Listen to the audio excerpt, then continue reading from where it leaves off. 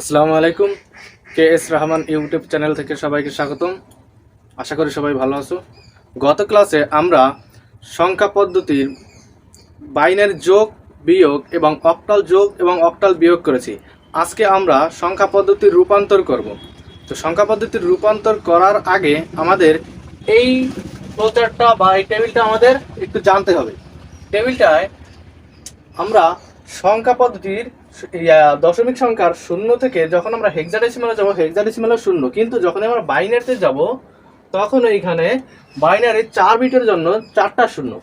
আবার দশমিকের 1 হেক্সাডেসিমালে 1, কিন্তু বাইনারিতে যাইয়া 0001।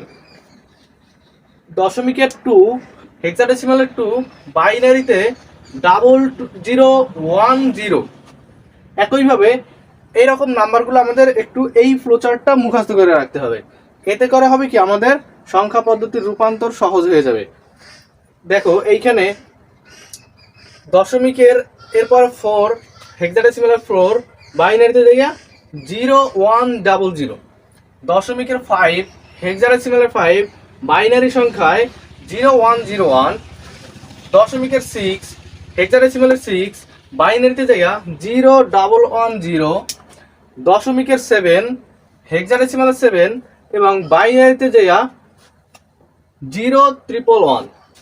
দশমিকের সংখ্যা 8 হেক্সাডেসিমালে 8 এবং বাইনারিতে গিয়ে সেটা 1000। দশমিকের 9 হেক্সাডেসিমালের 9, বাইনারিতে গিয়ে 1001।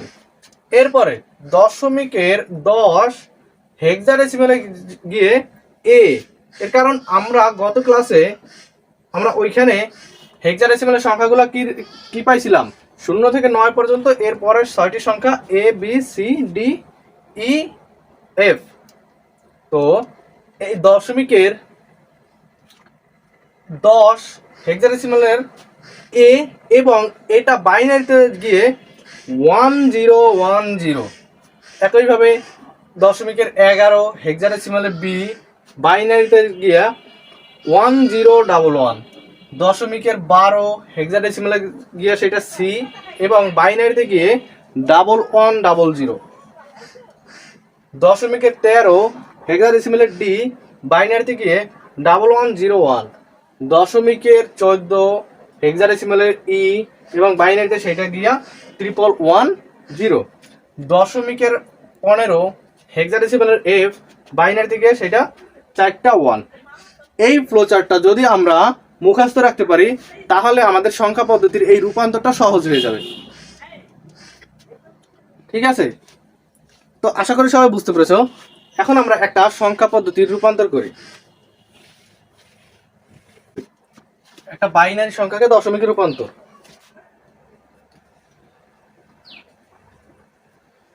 বাইনারি থেকে দশমিক, বাইনারি থেকে দশমিক। দেখো এখানে একটা বাইনারি সংখ্যা নেব আমরা 101101। এই সংখ্যাটাকে আমরা কি করব, বাইনারি থেকে আমরা দশমিকে রূপান্তর করব। এতকে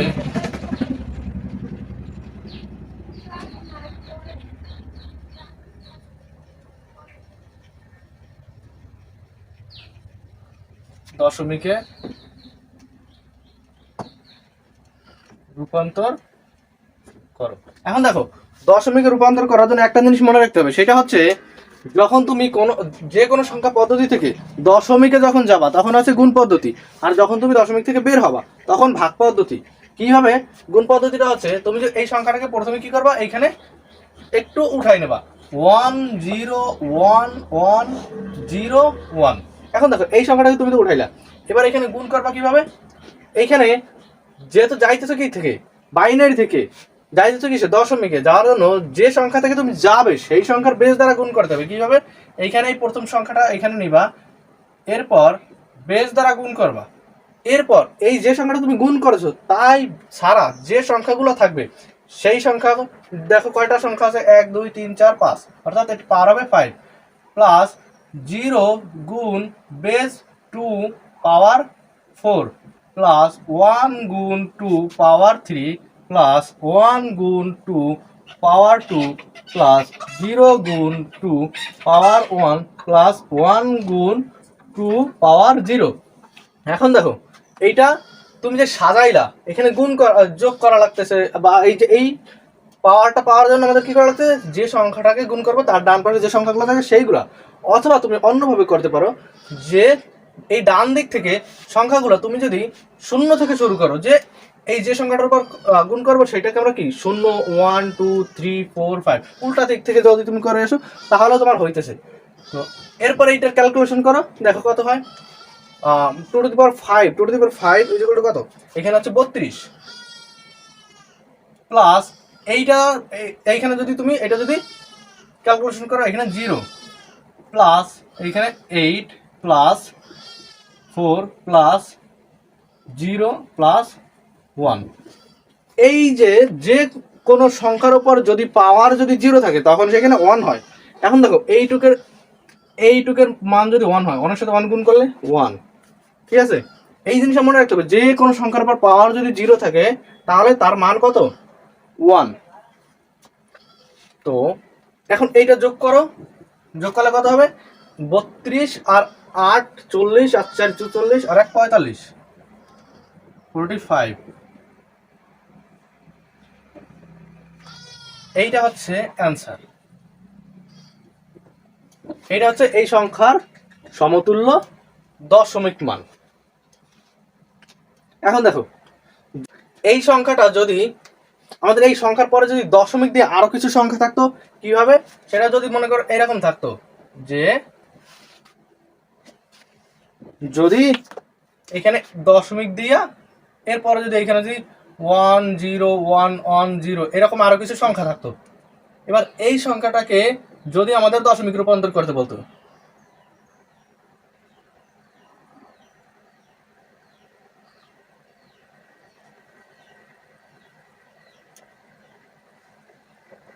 এই সংখ্যাটাকে যদি আমাদের দশমিকে রূপান্তর করতে বলতো, তখন আমরা কি করতাম, তখন আমাদের দেখো প্রথমে কি করবো, তখন আমরা এই সংখ্যাগুলা আগে সাজাবো, 1 0 1 1 0 1 দশমিক 1 0 1 1 0 এতকে দশমিকে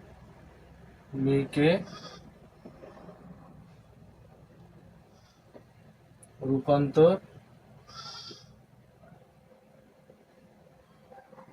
করা হলো।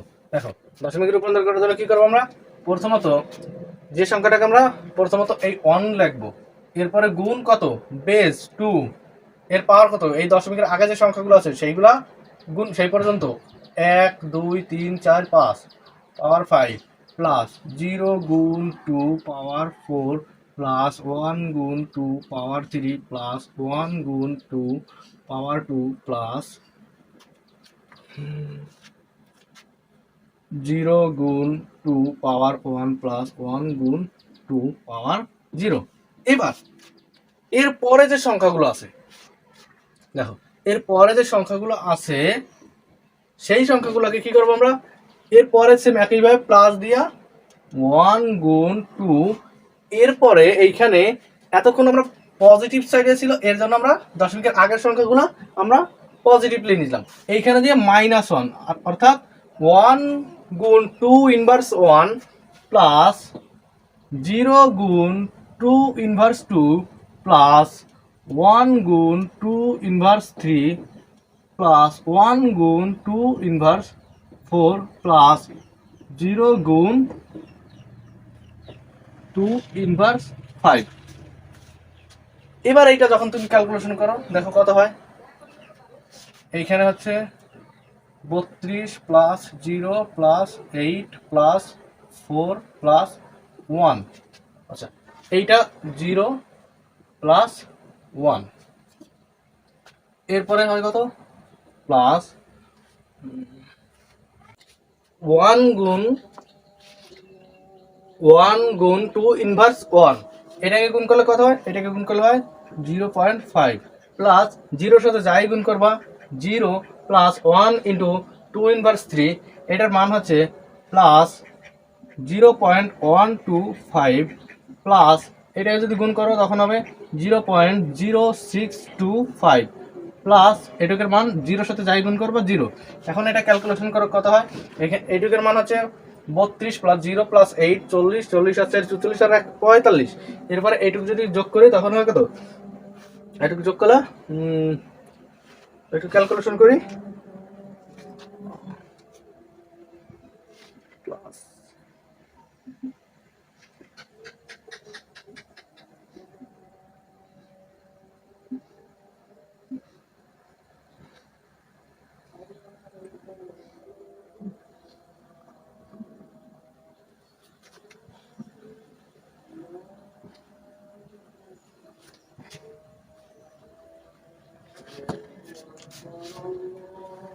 45.687, এইটা হচ্ছে এই সংখ্যার দশমিক মান অ্যান্সার।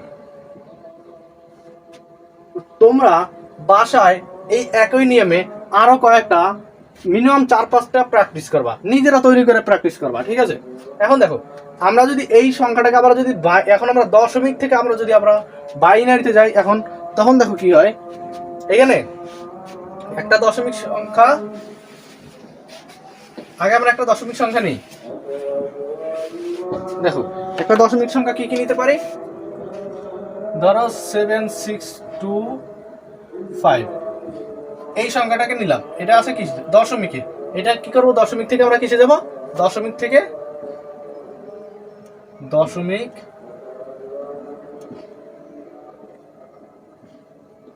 থেকে বাইনারিতে রূপান্তর করো।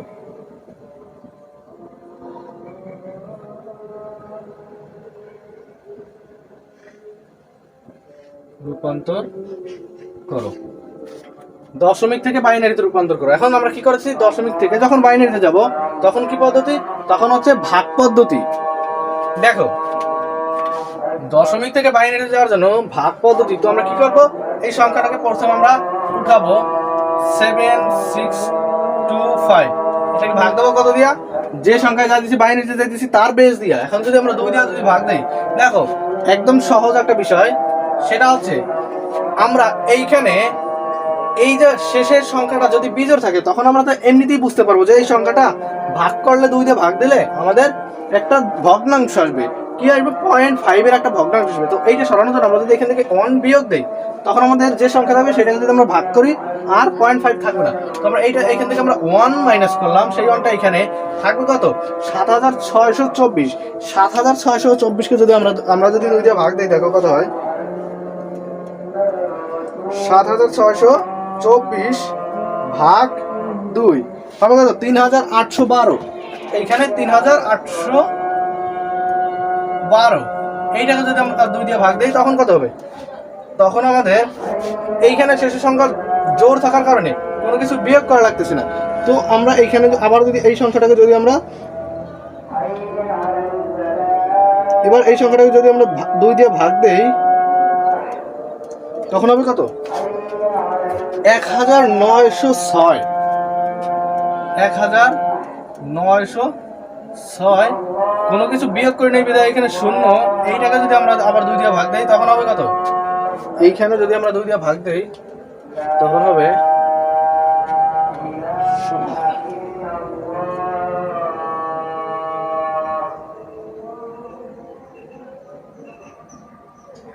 953। 900, কোনো কিছু বিয়োগ করি নাই এই কারণে এখানে 0। এইটাকে যদি আমরা আবার 2 দিয়ে ভাগ দেই তখন এখান থেকে শেষের সংখ্যা 3, তার মানে আমাদের কি 1 এইখান থেকে মাইনাস করা লাগতেছে। আমরা যদি এইখানে 1 মাইনাস করলে থাকে কত, 952। 952কে যদি আমরা 2 দিয়ে ভাগ দেই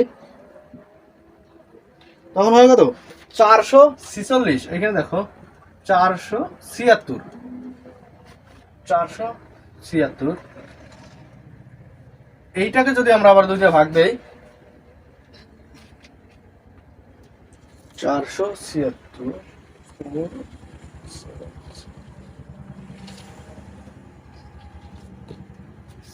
338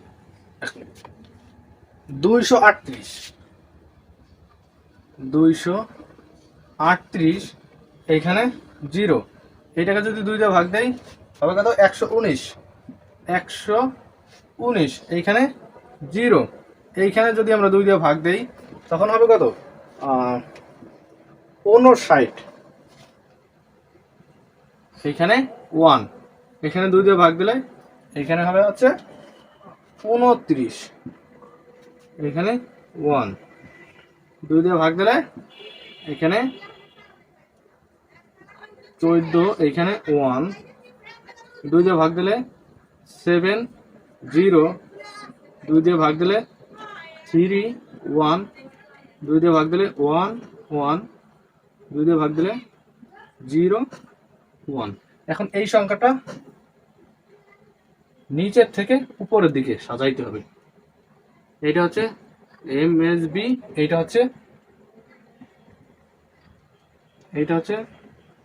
এমএসবি, এটা এলএসবি। এখন এই সংখ্যাটাকে যদি আমরা সাজাই লিখি তখন কত হয় দেখো, এই সংখ্যাটাকে সাজাই আমরা এই পাশে একটু লিখি, দেখো 1 1 1 0 1 1 1 0 0 1 0 0 1। এইটা হচ্ছে এই 7625 এর সমতুল্য বাইনারি মান, এইটা অ্যান্সার। আশা করি তোমরা বাইনারি থেকে দশমিক, দশমিক থেকে বাইনারিতে রূপান্তর বুঝতে পেরেছো। আশা করি তোমরা সবাই এই দশমিক থেকে বাইনারি এবং বাইনারি থেকে দশমিকে রূপান্তর বুঝতে পেরেছো। দেখা হচ্ছে, তাহলে এখন তোমরা একটু প্র্যাকটিস করো, পরবর্তী ক্লাসে তোমাদের সাথে আবার দেখা হচ্ছে।